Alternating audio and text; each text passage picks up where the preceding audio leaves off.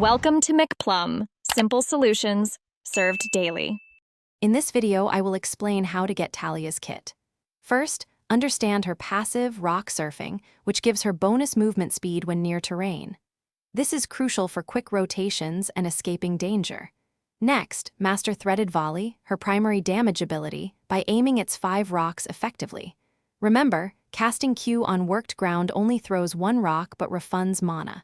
Practice these basics to start strong. To truly get Taliyah's kit, you must master her ability combinations. The most impactful combo involves using Seismic Shove to displace an enemy into your unraveled earth minefield. This detonates the mines, dealing significant burst damage.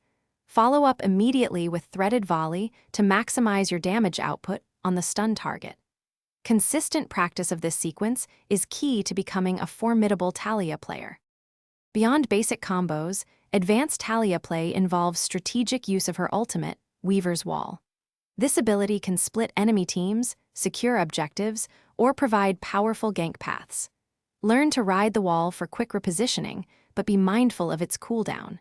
Effective roaming with your passive, rock surfing, allows you to apply pressure across the map. Mastering these tactics elevates your Taliyah gameplay significantly. Optimizing Taliyah's kit also means choosing the right items. Focus on ability power, magic penetration, and cooldown reduction to maximize your damage and utility. Items like Luden's Companion or Seraph's Embrace are strong early choices, providing essential stats. Remember to adapt your build. Sometimes a defensive item like Zhanya's Hourglass is crucial.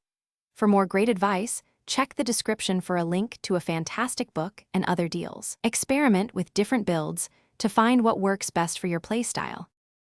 Thanks for watching, stay juicy, and subscribe.